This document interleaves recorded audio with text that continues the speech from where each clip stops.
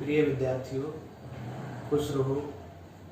आज मैं आपको काव्यखंड से भक्तिकालीन कवि कबीरदास जी के पदों को पढ़ा रहा हूँ।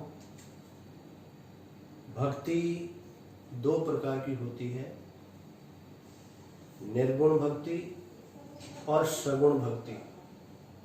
सगुण भक्ति में सगुण भक्त कवि गुणों के आधार पर नाम से भक्ति करते हैं, परंतु निर्गुण भक्त कवियों की ये धारणा है कि भगवान सृष्टि के कण कण में व्याप्त है, वो सभी के हृदय में निवास करता है, उसे कहीं बाहर ढूंढने की आवश्यकता नहीं है।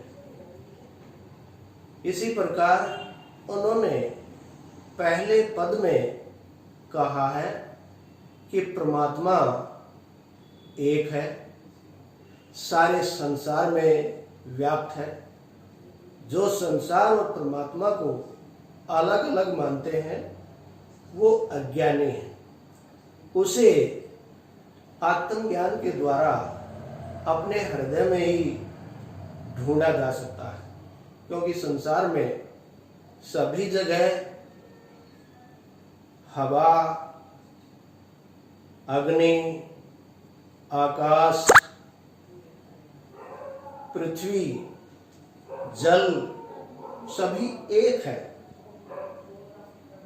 सभी की रचना करने वाला एक ही भगवान है। सभी ने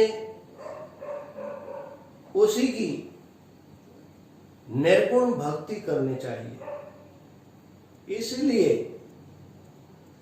कबीरदास जी उदाहरण देते हुए कहते हैं कि जिस प्रकार बढ़ई लकड़ी को तो काट सकता है, परंतु उसके अंदर अग्नि को नहीं काट सकता। इसलिए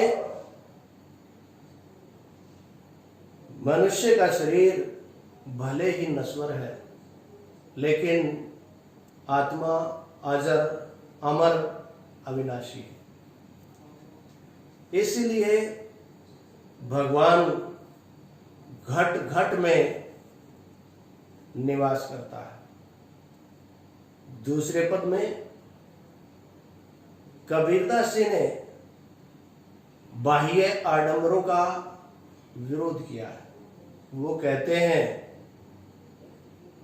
कि हे संतो, ये संसार पागल हो गया है, क्योंकि सच बोलने पर मारने को दौड़ता है और झूठ बोलने पर विश्वास कर लेता है। और आगे कहते हैं कि मैंने ऐसे बहुत से नियम मानने वालों को देखा है, जो बहुत सवेरे स्नान करते हैं,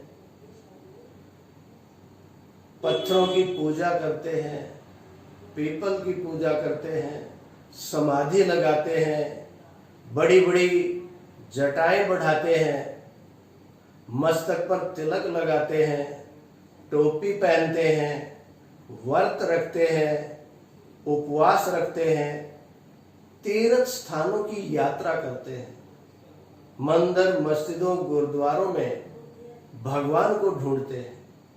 लेकिन वो ये नहीं जानते कि भगवान संसार के कण कण में विद्यमान है।